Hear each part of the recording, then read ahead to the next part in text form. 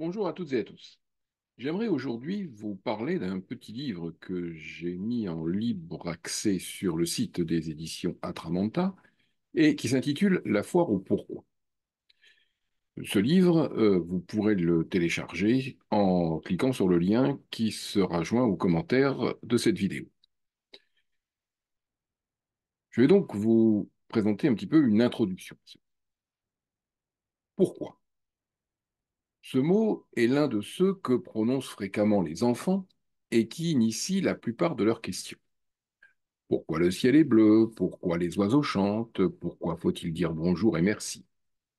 Ces questions, auxquelles les adultes peuvent parfois répondre de bonne grâce, finissent parfois par les agacer, au point qu'ils en arrivent souvent à répondre finalement aux enfants, parce que c'est comme ça.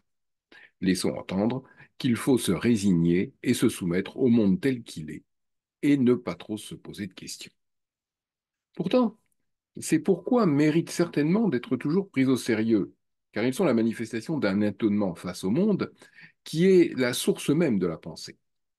Cet étonnement n'est autre que l'étonnement philosophique, c'est-à-dire l'attitude de l'esprit qui considère que rien ne va de soi et qu'il est nécessaire pour bien vivre en ce monde d'expliquer et de comprendre ce que l'on y rencontre. Cet étonnement a été à l'origine des grandes théories philosophiques et de nombreuses découvertes scientifiques. Il est donc nécessaire de le cultiver et non de l'étouffer dans l'œuf, comme trop d'adultes ont parfois tendance à le faire. Dans une certaine mesure, tous les enfants sont naturellement philosophes, et l'erreur de nombreux adultes est d'avoir laissé mourir en eux leur interrogation première et leur curiosité, de s'être laissés happer par les nécessités de la vie, au point d'en oublier leurs questions d'enfant. Le philosophe est certainement pour cela, il passe pour un extraterrestre, est au contraire celui qui n'a pas réduit au silence cette soif de connaître et de savoir, et pour qui rien n'est évident. En ce sens, il est resté enfant, mais pas pour vivre dans un monde coupé du réel, loin de là. Le philosophe entretient avec la réalité un rapport qui est proche de celui qu'établit avec lui l'enfant par ses pourquoi. Il veut être au plus près du réel, et pour cela, il veut le comprendre et en saisir le sens et la nature. Pourquoi peut en effet se comprendre de deux manières. Il peut signifier dans quel but. Demander à quelqu'un pourquoi il accomplit une action consiste à lui demander de préciser l'objectif qu'il poursuit en agissant ainsi. Quelle est son intention? En d'autres termes, quel est le sens de son action? En revanche, pour se demander pourquoi l'eau bout à 100 degrés peut signifier quelle est la cause de ce phénomène. Il est d'ailleurs parfois difficile de faire la part entre ces deux significations du mot pourquoi, et nous avons fréquemment tendance à poser les deux questions en même temps, recherchant à la fois la cause et le sens d'une chose.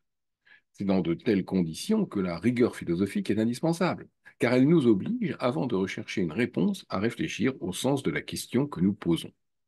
Aussi, à chaque fois que nous posons la question pourquoi ceci ou pourquoi cela, nous devons toujours nous interroger sur le sens que nous donnons au mot pourquoi.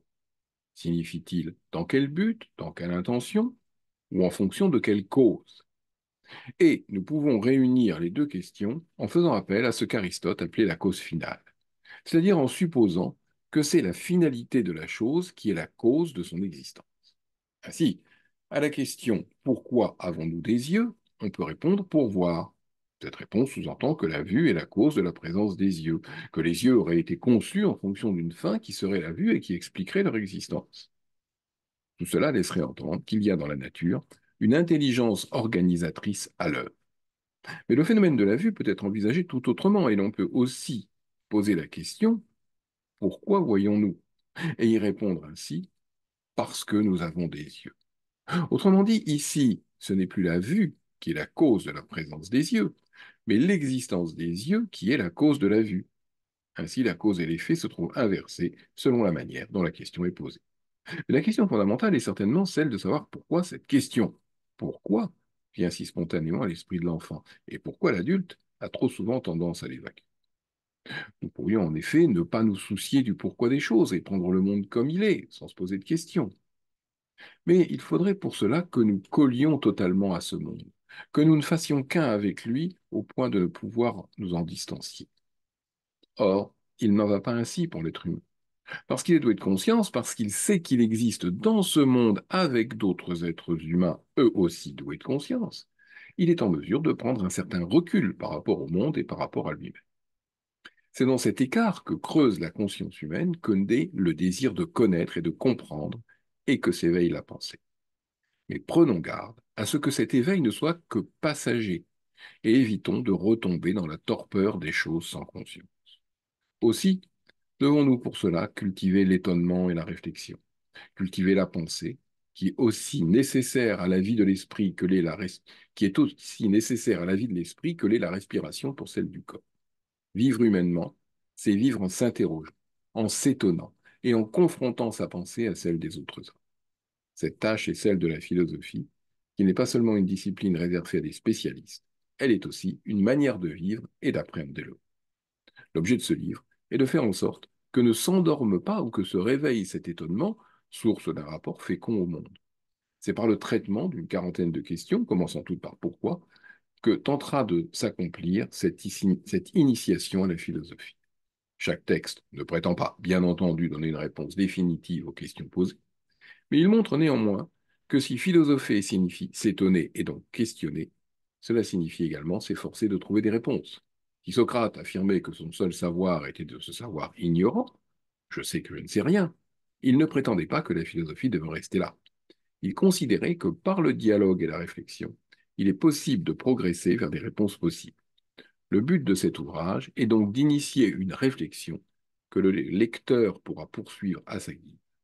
Le livre peut être lu dans son intégralité, mais il n'y a pas d'ordre obligé, chaque texte est indépendant, et rien n'interdit au lecteur de vagabonder d'un chapitre à l'autre au gré de sa fantaisie ou de ses préoccupations du moment.